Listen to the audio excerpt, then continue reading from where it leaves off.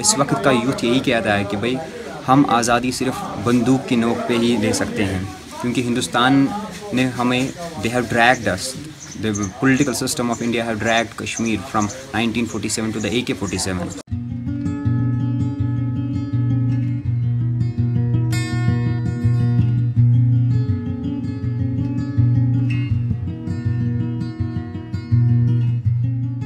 यहाँ के मतलब पॉलिटिशियंस इंडिया के बता रहे हैं कि कश्मीर की जो सिचुएशन वो पाकिस्तान की वजह से है। पाकिस्तान मतलब अगर पाकिस्तान के पॉलिटिशियंस कोई सिंपैथी दिखा रहे हैं तो उनको लगता है वो हमें इंस्टिगेट करें, वो हमें प्रोवोक करें, वो हमें उकसा रहे हैं, लेकिन वो उकसा नहीं रहे हैं। वो बस ये बता रहे हैं कि हमें दुख है, तुम्हारे इतने लोग इतने दिनों में मर गए। हमारे लिए बुरहान वानी एक ऐसा सिविलियन था पहले वो, जिसने कि आज़ादी की राह में थोड़ा आगे बढ़ के अपनी आवाज़ उठाई, लोगों की आज़ादी के लिए लड़ा और कम से कम अपने लिए आज़ाद हो गया वो।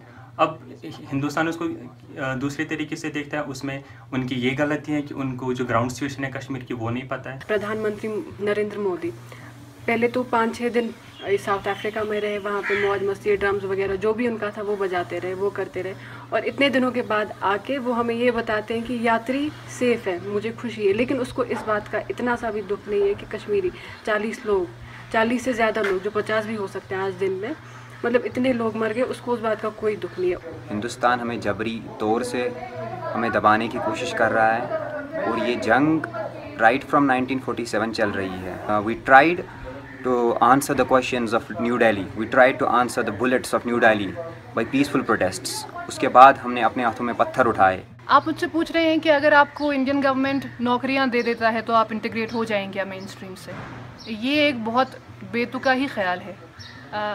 हाँ, पहले आप पूछ रहे हैं कि आप नौकरी लेंगी। हाँ, मैं लूँगी, बिकॉज़ हम एक रेजिस्टेंस मूवमेंट में हैं। उसका मतलब नहीं है कि हम इंसान नहीं रहते, हमारी ज़रूरतें हैं जिसके लिए आपको एक जॉब करने की ज़रूरत है, और अगर आपको एक अच्छी जॉब मिल जाती है आप वो ले लेते हैं। लेकिन that does not change my stand for India, because there is nothing that can change it. India का ऑक्यूपेशन कश्मीर पर अनजस्ट है और वो अनजस्ट ही रहेगा। 20 सालों में 70,000 लोग मरे हैं। हम उनको एक नौकरी के बदले ख़रीद नहीं सकते, उनको बेच नहीं सकते एक नौकरी के लिए।